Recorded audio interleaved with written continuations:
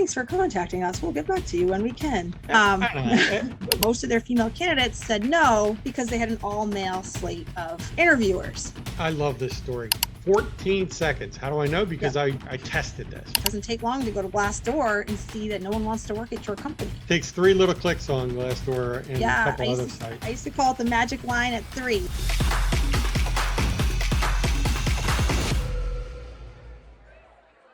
During a job search, there are 2 things that can frustrate candidates more than anything else. The first is finding a job on a job board, clicking on the apply link, filling out all the information that they're asking for, only to be forwarded to the real application on the company's website where you have to fill it out all again. And secondly, submitting a resume and getting the obligatory, oh yeah, we got your resume notifications, and then never hearing from them again. Not even a rejection letter. Making a great first impression should be the highest priority in any company's recruiting process, which is part of making a great application experience. My guest today is the Chief Commercial Officer of JobSync.io. With JobSync, employers no longer need to have candidates click off of job boards to provide a complete application directly into their ATS. And its easier application process has been proven to reduce cost per applicant and time to hire by keeping candidates on the career website. Please welcome to the show, Leah Daniels. Hi, Jeff. Thanks for having me. Yeah, so currently you're over at JobSync.io. Why don't you give me a quick 30 seconds about what JobSync does? I know I kind of gave it in the intro, but you do a much better job of it. It's trying to solve what I think is a very real problem that exists in the US market today, right? Companies need candidates. We all know that. That problem has persisted forever. And you have 2 choices. It's almost like the Goldilocks situation. You can go and use the easy applies, get lots and lots of candidates. Some of them are qualified, some of them are not. Or you can send them to your website. You can apply through your career site. There's a login. You lose 95% of your traffic. There's a lot of tiers that are involved in that because you aren't getting the candidates you want, but the ones you get tend to be more qualified. And JobSync is looking at this saying, well, actually, why don't we just make it the best of both worlds? Give the easy apply experience right on your job boards, your Indeeds, your Facebooks, your ZipRecruiters, but take those job level questions out of the ATS and put them into the easy apply experience. And so what do you end up with? That volume you're looking for, but also with the questions answered, screening out some candidates, but more importantly, giving your recruiters the tools they need to save time going through those candidates. Yes, this one's qualified, no, this one's not. And so let's trying to solve a problem there. Let's back this up a little bit, because I know that most recruiters, most VPs of talent acquisition, directors of TA, employer branding, they've never gone through their own applicant tracking system, right? They've never gone through an apply sequence. And if they did, they went through it by just going to the website, and then they find his job. I'm just going to hack away and apply to this job, right? That's not the real candidate experience. That's not how 90% of your candidates are going to find you. Most candidates are going to find you by either a post on social media, a post on a job board, something like that, right? Or a recruiter is going to reach out to them. So let's kind of break down that candidate experience right from the beginning. So they find a job on the job board. That's one pathway. Find a job on the job board. They click that button. What happens? Yep. So one of 2 things happens, depending upon how you set it up. You can either have your candidates go through an experience on that job site, never leaving the job site. They answer the standard questions, they upload a resume, or they don't, whatever you like. And then you get that candidate either in your ATS or as an email that you can then react to. Or so you're on Indeed. Yeah. You click on the candidate. I'm candidate A. I go to Indeed. I click on the apply link. I fill out the form inside of Indeed, and then Indeed will email my information or push it over into the ATS for that recruiter to pick up either in their email or in their ATS. Yep. So everything and that's was the entire done experience for a candidate. Right. Everything was done on Indeed, right? So I uploaded my resume on Indeed. I filled out the application on Indeed. I answered any questions, any assessments. All that was done on Indeed. Correct. So another option is that the candidate can see the apply on company website. So they click on it, they shift over to your website, they are greeted with a another opportunity to hit the button apply. And then they are greeted with a fill in your username and password or create one, and then all the questions enter the application process. But there's another set of things that are different about those two scenarios that are important to remember. Indeed favors companies who use their easy apply. So does ZipRecruiter. And so if you want to unlock more of the mobile traffic, which we know is about 70% of the traffic, you really do need to turn on that easy apply button. But the trade-off, as we know, is the recruiter experience of having lots and lots of candidates who are not qualified. So you're kind of, do you want a lot of traffic? Do you want higher quality traffic?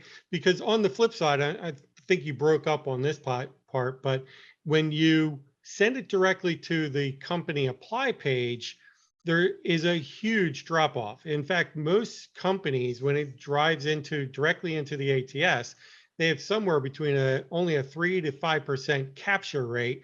In other words, 95 to 97%, 98%, wherever that math is, 95 to 97% of the candidates that go there never apply to the job.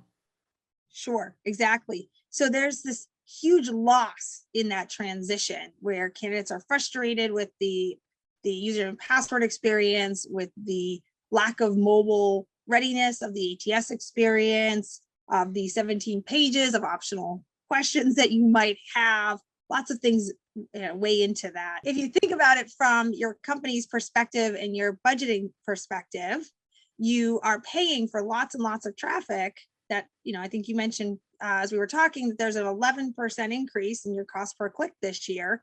So you're paying for this higher price point for less traffic you're now losing when you send over to your application experience. And that is problematic, right? It's not ideal. And it's a bad, experience for the candidate themselves. Like they're abandoning your process. They're telling you something. They don't want to engage in that process. So let's kind of back up there, because Yep. I hadn't released the 11.3% yet. We're having a little bit of internet issue, right? So in 2020, Appcast found that the overall cost per click rate increased by 11.3% in comparison to 2019, and by 12.9% in comparison to 2018. So you were mentioning some other statistics. Why don't you go ahead and reiterate those numbers there? So one of the things that I was noticing recently is the number of people who are unemployed or available for employment versus the number of opening jobs, right? How many jobs are available to be filled in the US market? If we compare the 2019 pre-COVID levels to the 2020 2021 current levels, we're seeing a 22% increase in the number of openings, in the comparison, right? So it's a 1.21 jobs to available people in February of 2020 to 1.48 comparative of number of unemployed people to the number of job openings in October of 2021. So what does that tell us? It means everything everyone's talking about this idea of how do we get more candidates because there are no candidates is a real phenomenon happening. The data is suggesting that not only is this happening, it's getting worse. We're seeing those data points continue to increase in their spread, meaning we are going to see more and more companies struggle to find candidates for those open positions. So when you start to sort of dissect that around how do we fix this? Well, you can't fix the big problem, right? You can't fix the bear, it's coming. All you can do is run faster. So the idea here is, how do you run faster than your competition? How do you get to those candidates before someone else does? And a big part of that is, don't let them abandon you when you find them. Don't get them to say no, get them to say yes, right? If you're not focused on a yes, then you're not focused on the right thing with the candidate experience. Yeah, I mean, the easiest way to fix a broken applicant tracking or applicant process is to capture as many as you can up front and then keep them engaged as much as possible throughout that entire recruiting process. When you have 97% of the candidates dropping off of applicant tracking systems or career websites because you have a horrible experience when they land there, the branding looks different, The messaging is horrible. There's only a text-based job description. There's no video explaining, what the job is about. There's no information from the hiring manager. There's no cultural details. There's no information about the day in the life of. As soon as you start losing candidates, what's the chance of them ever coming back? Right. It's very little, right? Yeah. They've moved on. We've done a really interesting thing over the last couple of decades. We've taught candidates, we meaning the recruiting industry, taught candidates that in order to get a job, you need to apply to lots of jobs, right? And so if they're abandoning yours, they're going to someone else, but they're actually going to lots of other organizations and they're applying to all of them. So what does that mean? So if you happen to be someone lucky enough to get them to say yes, your next step is really important. How fast can you engage with that candidate? Speed matters. The candidate experience, I think as technologists, we've been really focused on the click, the conversion, the application process, but the candidate experience, to your point, is much wider. It starts earlier than we think it does, and it certainly ends a lot later. But that conversion window is important to focus on, and those moments after as well. The newest talent board reports, I had Kevin Grossman on a couple of weeks ago, and he said that the number of times, the number of touch points that a candidate has with a brand or going through the application process before they apply is usually around 12 to 15 touch points before they apply, right? So that could be a recruiter reaching out to them on LinkedIn. It could be, I ran across their ad, I ran across, some kind of employer branding thing, but 12 to 15 touch points before they apply, that's a lot, right? So, sounds like a sales metric, doesn't it? Yeah, well, it is 14, absolutely, right? 12 it to aligns 14 perfectly touch with a points sales before they'll ask for a demo, right? Yeah. It's kind of the same. So the next part is once they apply, now they're ready to go. But how long does it take for that recruiter to even look at their resume, yet alone set up an interview or give that candidate a call? In most cases, it's not 24 hours or even 48 hours. In most cases, my guess is it's probably closer to a week to 2 weeks. Yeah, absolutely. And it sort of lends to the bigger challenge, which is this isn't a technology problem, the candidate experience, right? This isn't anything more than a process challenge that companies have to lean into changing their process, their thinking. I was joking the other day that companies think that this is The Bachelor and they're handing out roses, right? And that all of the candidates want to work for them and want to work hard to work for them, and they're the only game in town. And that's just not the case anymore, right? The candidates have the roses and they're making choices. And depending upon the industry you're working in, there are less and less candidates to hand out roses to. So we have to start thinking about the candidate experience as something that we are salespeople selling our business and our opportunity, less than screeners and people trying to get rid of the opportunity for lots of people. That shift in mentality will force a change in the process and how we interact and engage with the candidates in the market. So really your solution solves that one big problem of you're making it easier for candidates to apply because they don't have to apply in, 2 different places. All their information is kept in one area. And when they click button, everything gets transferred over.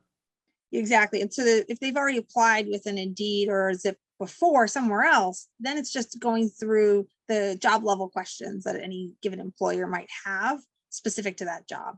Yeah, so every company is going to have their own assessment questions and things like that. As they should. And then from the recruiter experience, now that goes into their ATS, it goes in against the job. They're working out of the ATS. They're not having to work out of their inbox. So there's a separate component with JobSync where we're focused on the recruiter experience as much as the candidate experience. I think one of the things that's happened in the market as we focus on candidate experience, it can be at the expense of the recruiter experience. Yeah. Which is ironic because that in turn makes a bad candidate experience, right? If we're not making the recruiters' lives easier in this process, especially as we're seeing more turnover, not more recruiters to do the job, but more job openings. less candidates. So their job just gets harder and harder. And if you're not optimizing their experience along the way, then you're not actually fixing the problem you're setting out to fix. Attrition rates are going through the roof right now, right? Yep. So you've got what traditionally was most large organizations had somewhere between a 15 and 20, maybe 25% annual attrition rate. This is the number of candidates or number of employees that just turn over retirement. They Yep. leave the company, they go to another opportunity. Recently, though, since August, I think the annual attrition rate, the latest numbers I saw, some companies are seeing as high as 45%, 50% attrition rate. Yeah. What can companies do to kind of stem that loss? Well, it's all tied together, right? It's back to your word, experience. It's candidate experience, it's recruiter experience, it's employee experience. You're watching what companies are doing. They're offering higher wages to new employees with no experience than their current employees. How long before your current employee goes, wait a minute, I'm making less than the new guy? Yeah, just fire me and hire me back at 20%. I'm out, right? Like, why won't you pay me that? Can't pay you that. Oh, someone else will, right? So we have that sort of challenge. It was interesting. I was just talking this morning with some folks, and one of the things that has happened in this pandemic is the desperation for jobs actually lend a lot of our blue collar workers to start to apply for entry level white collar jobs that they could be done remotely. Well, we actually lost part of our blue collar workforce to the white collar workforce that maybe otherwise they wouldn't have been considered. But because we have reached this point where we are desperate for workers, lots of people with unexpected experience are finding their way into remote only jobs that are in the white collar workforce. So the workforce itself is changing. It's almost like a great reshuffling and wake up call for a lot of companies around how they treat their employees. Bad managers are making for bad employee experiences, which are making for greater resignations, right? So this whole investment in the employee has to be more holistic than has been done in the past, right? Companies have generally felt like, be grateful. I give you a job and I pay, your salary and all of these things. Employees don't want that anymore. That's not enough. They want a good employee experience. They want that feeling that they are being paid fairly, that they're being treated fairly, and that they have opportunity. And if companies can't provide that, then they're going to continue to see these very high resignation rates and very low application rates. So it's a two-sided coin, right? Nothing is invisible anymore. It doesn't take long to go to Glassdoor and see that no one wants to work at your company, right? It's just not. Takes 3 little clicks on Glassdoor and a couple other sites. I used to call it the magic line at 3, right? If you're below a 3 on Glassdoor, your application rates are significantly lower. Yeah. And the power of the typewriter, right? Or of the keyboard, we can just say how good or bad someone is, and it's not that hard to do, and it's easy to do the research. And there's no little eraser on there. No. You can backspace all you want. It's not going away, and it takes a long time to get your rating back up. It will fall a lot faster than it builds back up, right?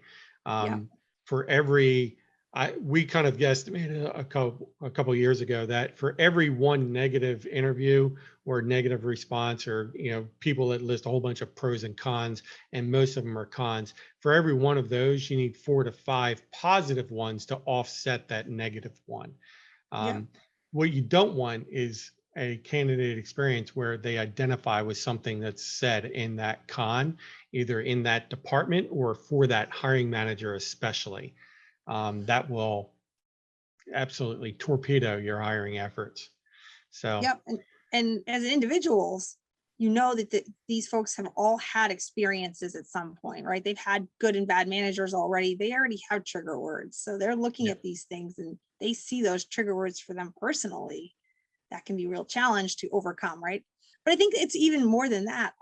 Talking to candidates out in the market, they're in a very interesting position.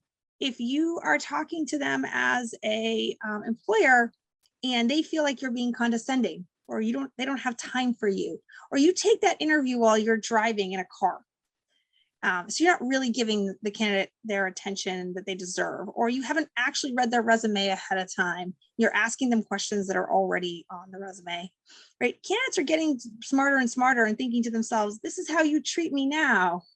How will this be when I get there? And they're Yeah. opting out, right? We're seeing more and more candidates opt out of the funnel versus waiting to be eliminated. Again, back to that bachelor comparison I've been using, right? You don't get to hand out roses and everyone says yes to those roses. Sometimes people say, no, this is not the environment I like. I And don't you like don't red get to know roses. why. I only want white ones. Yeah. And I think that over the last decade or so, I've been in recruiting for 25, 26 years now, right? But definitely over the last decade or so, there's been a widening gap between how much the candidate and the hiring manager have access to each other during that recruiting process. Typically, like when I first started, the hiring manager was intimately involved, right? They wanted to see the candidate slate. They wanted to speak to every candidate, usually 2 or 3 times, but there was only about 2 or 3 people in the recruiting or interviewing process. Now we're seeing 4, 5, 10 interviews for an individual candidate with different people asking different questions, have no idea what the objective of the interview is. There's no outcome. That hiring manager is less and less invested in that candidate's interview. So there are people showing up late or not at all or rescheduling. It's drawing out that interview process. And I think that makes for an absolutely horrible candidate experience. So when they do eventually get hired, now the hiring manager is not as invested. They're not as invested in their onboarding because you've got a full onboarding team.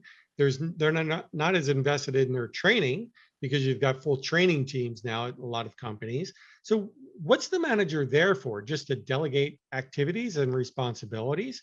I think it needs to be more than that.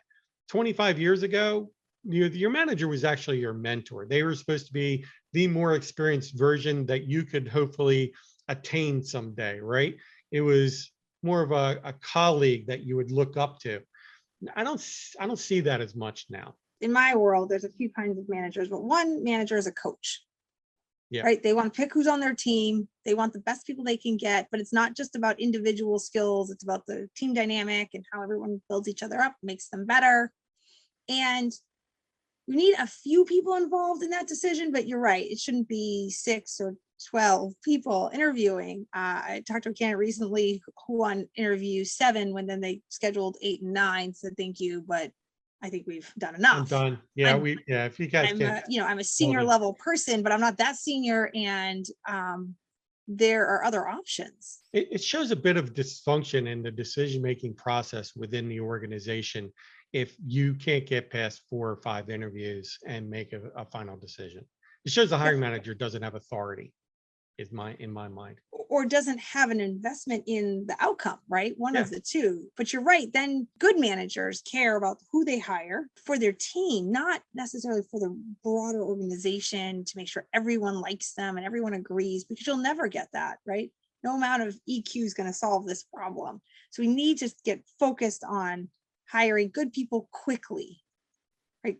And that's the second piece, which is, are the people in the business who you do need to be part of the team, one, opening themselves up for those interviews? Are they making themselves available? But also, and this is an important thing from a candidate perspective, are you providing the candidate with the right people to talk to so they can evaluate if they want to work for your business? Right? There's an organization I'm familiar with who found out that most of their female candidates said no because they had an all-male slate of interviewers. I love this story. Right? Tell me that. Give me more details on that story. It's one of my favorite. I won't say who it is, but it's an organization that had a directive to move. I believe it was from just over 20% female employees to 50% over the course of 10 years. What they found is that the data showed that a lot of the female potential employees they would make offers to would decline. So being an organization of data, they started looking at the data, and what the data showed is there was a direct correlation between no's and all male slates of interviewers. Simple solution: no more all male slates of interviews. Simple, across the board, doesn't matter who your candidate is. We need to start to reflect to the candidates what our organization should look like and is going to look like. They made that change and immediately saw an uptick in the number of people who are saying yes. Was that the whole solution? Absolutely not. But is that a huge first step? Yes. It was an organization that was smart enough to look internally and say, what's wrong with our process, and not what technology do we need to add, or what new person do we need to hire, and who should we outsource this to? No, they just looked at their own data and said, oh, we are making a grave error. Let's change our process and help our organization get our candidates to say yes, to want to say yes, because candidates are looking for certain things. To summarize, make the interview panel, if you will, representative of the company that you want to be and the diversity that you want to represent, not what you currently have now, right? So if you have all male executives, you need to figure out a way to get a female on that hiring panel if you're trying to hire female executives, or Blacks or Latino or Asian, doesn't matter. If you're trying to, increase the diversity of your organization, then you need to have that represented in the interview panel, no matter what the representation is. And it's, it's sort of like, if you want to change the diversity makeup of your organization, yes, you can change your interview panel. The other option that a lot of companies don't seem to explore is just change the makeup of the candidate slate. If you simply demand that every candidate slate is half diverse, within a couple of years, your organization will be half diverse. One would think.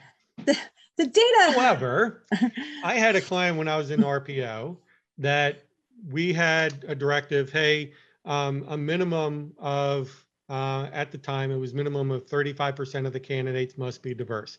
In this town, it was about 60-40, 60-40 slated towards the minority in this town. So, heavily on the minority, but 35% was a bare bone minimum that we were to provide. Great, no problem.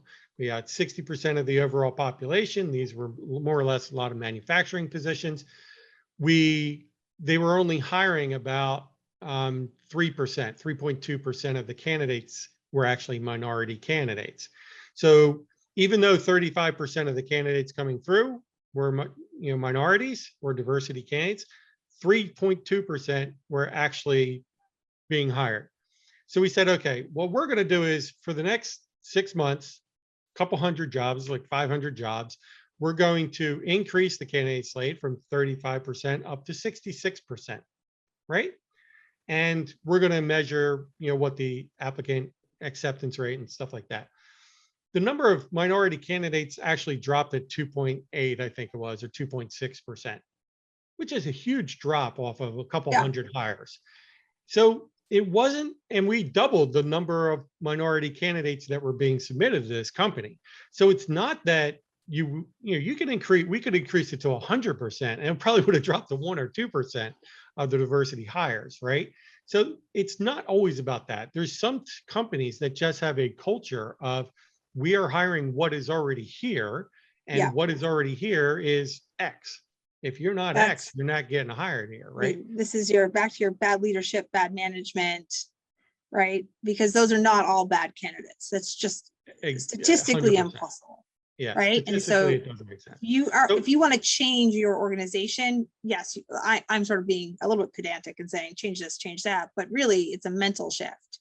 Yeah. And if leadership isn't making that change, then the violent ranks certainly aren't going to. So we had to basically say, look, from a RPO perspective, there's nothing really we can do to change your numbers. We could increase this candidate slate to 100% diversity. It's not going to make a difference. What will make a difference, though, is you should go through some diversity, inclusion, and training and hiring, and show the importance to your organization of hiring diversity candidates. So their solution was to hire a diversity hiring manager, a DEI type manager, which, of course they had no support. So they were set up to fail, and it didn't go anywhere. And last I heard, their hiring is still the same. So and they are probably having a very hard time getting candidates right now. I don't know. I'm so far removed. This is years and years ago, 4 or 5 years ago. So what do you see on the horizon for 2022? Think that experience is the word for 2022. It's So in I it, like I named my said, podcast correctly. 10x I candidate mean, experience. that crystal ball of Dead yours is on. amazing.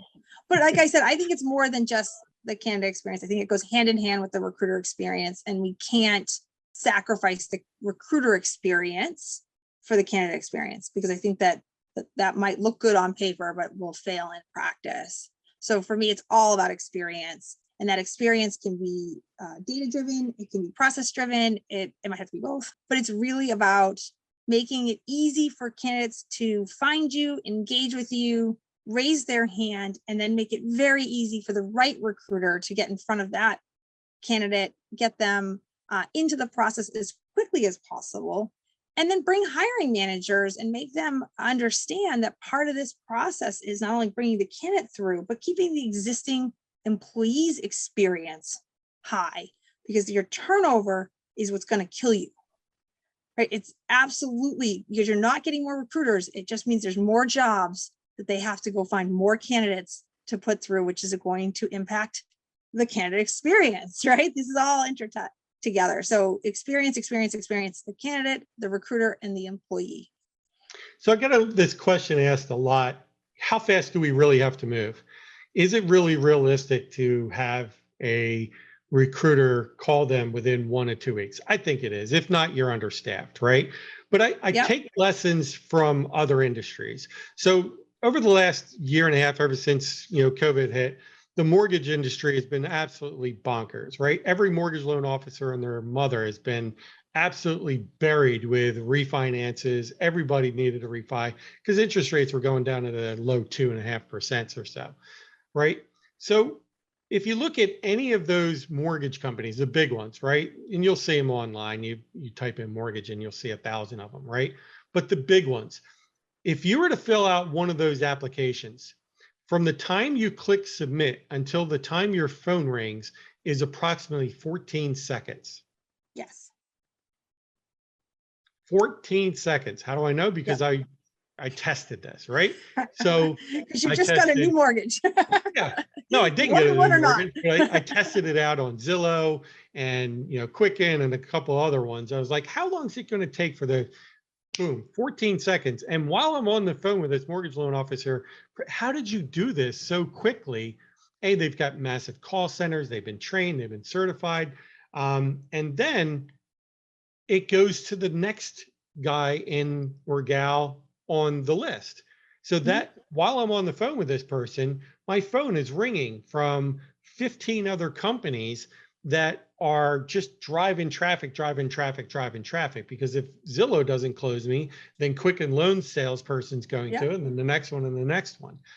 I think this, not that it needs to be a hard sell, but I think that recruiting needs to take some lessons from other industries and get answers to that candidate more efficiently and quicker, right?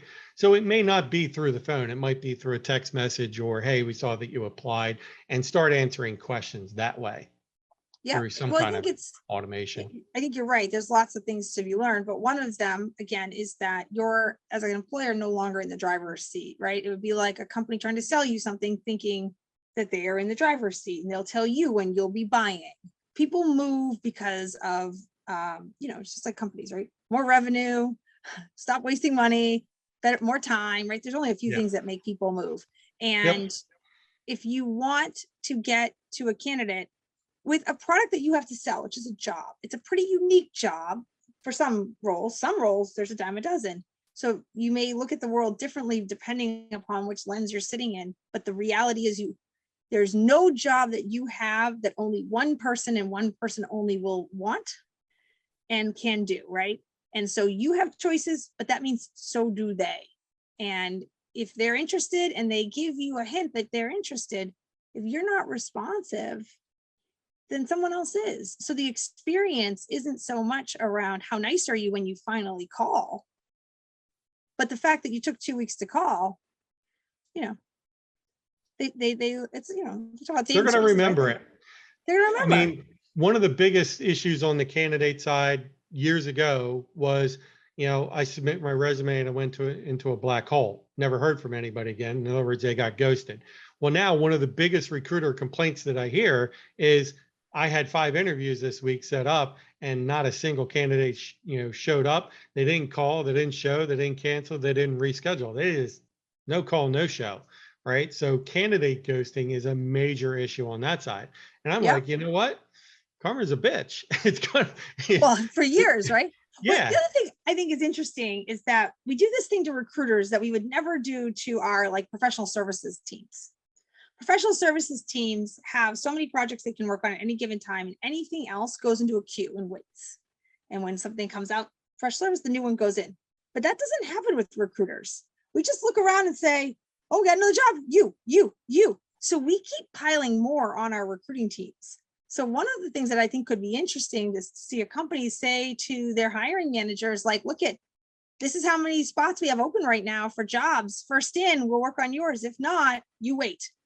yeah, And really get the hiring managers to stop being a passive participant, right? If you're an active participant in the recruiting process, you help your recruiter, you become more invested. They can get through the process faster. The candidates are more invested, and you're more likely to, as a recruiter, to clear that particular job. So you're going to favor those hiring managers. I think there's an interesting thing in there where we haven't looked at the recruiting structure in a way to say, what is a recruiter's capacity, and only ask them to operate at capacity. Instead, we ask them to operate at 130, 150, 200% capacity. And then it takes them 2 weeks to get back to candidates, right? So a lot of this is all, again, back to the recruiter experience. hiring managers have almost zero accountability in the recruiting process.